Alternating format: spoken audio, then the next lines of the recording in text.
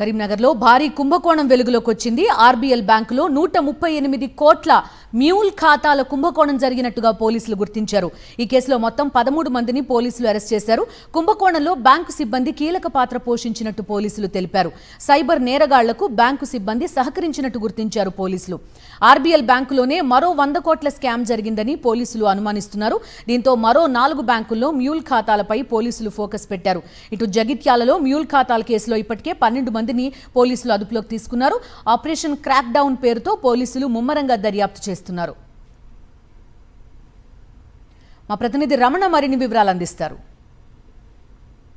Digital ఆర్థిక వ్యవస్థను ఆసరాగా చేసుకుని సైబర్ కేటుగాళ్లు రెచ్చిపోతున్నారు. దానికి కరీంనగర్ ఒక ప్రధాన అడ్డాగా మారింది. నిన్న 15 మందిని కరీంనగర్ పోలీస్ కమిషనర్ అరెస్టు చేశారు. అందులో ప్రస్తుతం మనం చూస్తున్న రత్నాకర్ బ్యాంక్ లిమిటెడ్, ఇది మహారాష్ట్రకు చెందిన బ్యాంకు. ఇందులో పనిచేస్తున్న బ్రాంచ్ మేనేజర్ గా పనిచేస్తున్న భువనగిరి కళ్యాణ్ తో పాటుగా క్యాషియర్ గా పనిచేస్తున్న ఆయేషా కూడా నిందితుల్లో ఉన్నారు. మొత్తంగా అంటే అసలు మ్యూల్ ఖాతాలు ఏ విధంగా దుర్వినియోగం అవుతున్నాయనేందుకు ఈ బ్యాంకులో జరిగిన ఒక స్కామ్ అనేది ప్రధాన ఉదాహరణ. 138 కోట్ల రూపాయల స్కామ్ ను పోలీసులు వెలికితీశారు. అయితే ఈ బ్యాంకులో అంతకంటే కూడా ఇంకా 100 కోట్ల రూపాయల స్కామ్ జరిగి ఉండవచ్చు. ఇప్పుడు కేవలం 7 ఖాతాల ద్వారానే వీటిని మ్యూలు ఖాతాల ద్వారానే ఈ 135 కోట్ల స్కామ్ జరిగినట్టుగా పోలీసులు నిర్ధారించారు. అయితే ఇంకా ఎన్ని ఖాతాలు ఉన్నాయనే దర్యాప్తు కొనసాగుతుంది. ఈ ఆర్బీఎల్ బ్యాంకుతో పాటుగా కరీంనగర్ లో మరొక 4 బ్యాంకుల్లో కూడా ఇప్పటికే పోలీసులకు పక్కా సమాచారం ఉంది మ్యూల్ ఖాతాలకు సంబంధించి.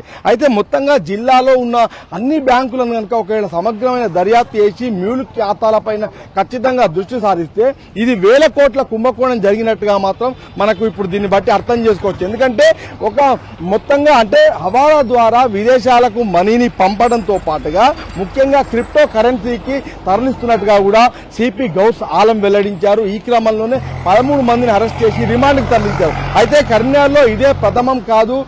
అంతకు ముందు మనం చూస్తే మార్చి 15వ తేదీన 12 మందిని అరెస్ట్ చేశారు. 1 టౌన్ 2 టౌన్ పోలీస్ స్టేషన్ లో 9 కేసులు నమోదైతే 12 మందిని అరెస్ట్ చేశారు. అంతకు ముందు జగిత్యాల్లో మార్చి 2వ తేదీన 11 మంది కూడా మ్యూల్ ఖాతాల్లో అరెస్ట్ అయ్యారు. మొత్తంగా ఆపరేషన్ క్రాక్ డౌన్ ప్రారంభించిన తర్వాత కరీంనగర్ జిల్లాలో పెద్ద మొత్తంలో సైబర్ నేరాలు జరిగినట్టుగా ఇప్పుడు మొత్తంగా ఒక్కొక్కటిగా బట్టబయలవుతున్నాయి. ఈ క్రమంలో ఇందులో ప్రధాన నిందితులుగా బ్యాంకర్సే ఉండడం అనేది మాత్రం ఖచ్చితంగా ఆందోళన రేకెత్తించే విషయం. ఎందుకంటే బ్యాంకు తమకు భద్రంగా ఉంటుందని చెప్పేసి భావించి వచ్చే కస్టమర్స్ కు ఇప్పుడు తమ డిపాజిట్లు చేసిన బ్యాంకులు సీజ్ అయితే ఏమైనా జరిగితే ఏంటి అనే ఒక ఆందోళన రేకెత్తిన పరిస్థితి అయితే మనకు కనిపిస్తుంది. ఈ నేపథ్యంలో ఒకవేళ కనుక పూర్తి స్థాయిలో దర్యాప్తు జరిగితే ఖచ్చితంగా ఈ మ్యూల్ ఖాతాలకు సంబంధించి ఇంకా మరిన్ని విషయాలు బయటకు వచ్చే అవకాశం ఉంది.